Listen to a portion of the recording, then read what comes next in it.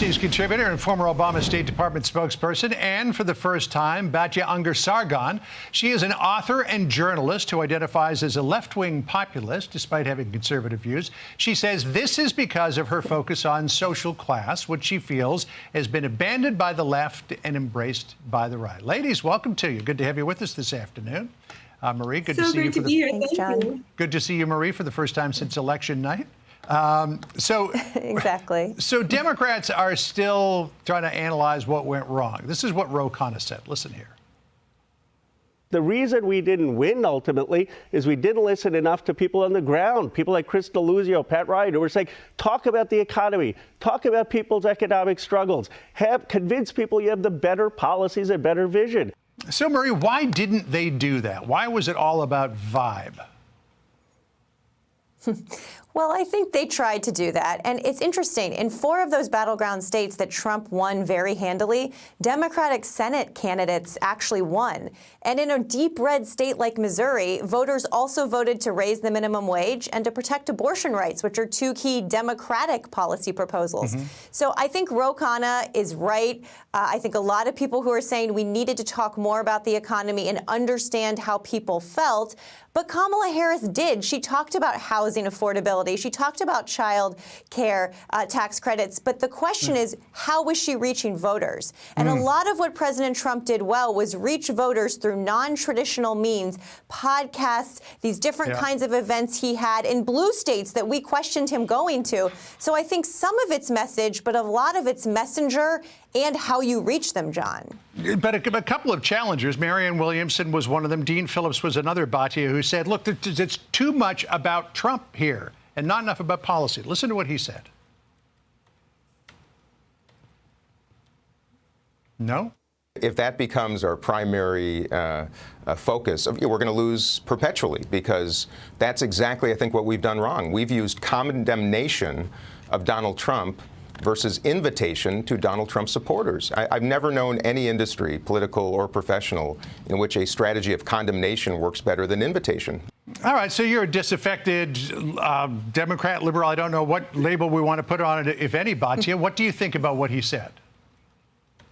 This whole election came down to the class divide. Kamala Harris won overwhelmingly with the college-educated elites, especially women, and Donald Trump just ran away with the working class, the multiracial, multi-ethnic working class. And the way he did that, John, was by convincing Democrats to vote for him. So I totally agree with Marie. I think that a lot of the issues that he raised were compelling to Democratic voters. He won the working class with a formula that always wins the American working class. It won when Democrats had it, and it won when Trump ran on it. And that formula is this: no more wars, trade agreements that favor American workers, socially moderate, not socially conservative, and the most important one, immigration, immigration, immigration. This was the immigration election because immigration separates the working class, who immigrants compete with, from the elites who immigrants are employed by. And that is how Trump ultimately convinced so many working class Americans, Black, Hispanic,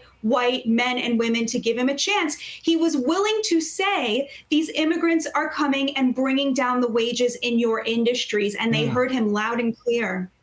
All right. Well, enough about that. We'll leave the Democrats to navel gaze over the next months and maybe years ahead to figure out how to win the next election. But let's focus on the future. Marie, Trump is coming to the White House tomorrow to meet with President Biden in the Oval Office. He'll be meeting with a guy who said that he wants to A, smack him in the ass, and B, take him out behind the gym. That's going to be an interesting meeting.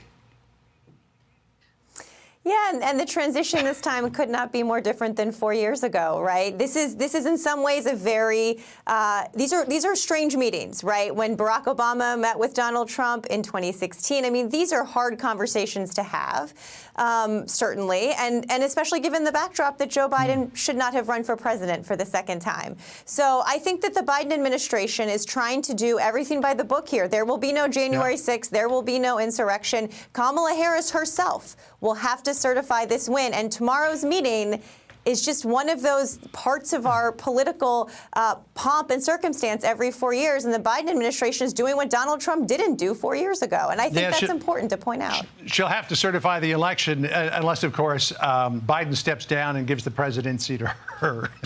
That's right, John. Which is the most Any ridiculous. day now, it could happen. It's the most ridiculous suggestion I've ever heard. Final question to you, Batya, because somebody else is coming to town. That's Gavin Newsom, who's made a big point of saying he wants to call a special section of the California legislature to Trump-proof California. But if you take a look at the map from this year's election and you compare it to 2020, I mean, look at all of the red that's gone in there where the deep blue was. It would seem, Batya, that a large section of California doesn't want a Trump-proof California. It wants to Newsom-proof California.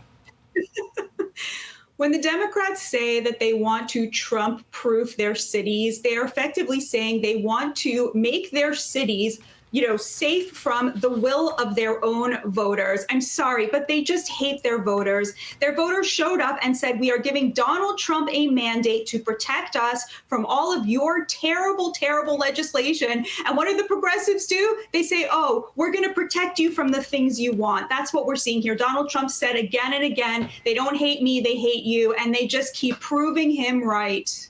All right, Batya, Ungar-Sargon, great to have you on the program. We'll see you again more in the future. Marie Harf, always great to have you on as well. Appreciate it. Hey, Sean Hannity here. Hey, click here to subscribe to Fox News YouTube page and catch our hottest interviews and most compelling analysis. You will not get it anywhere else.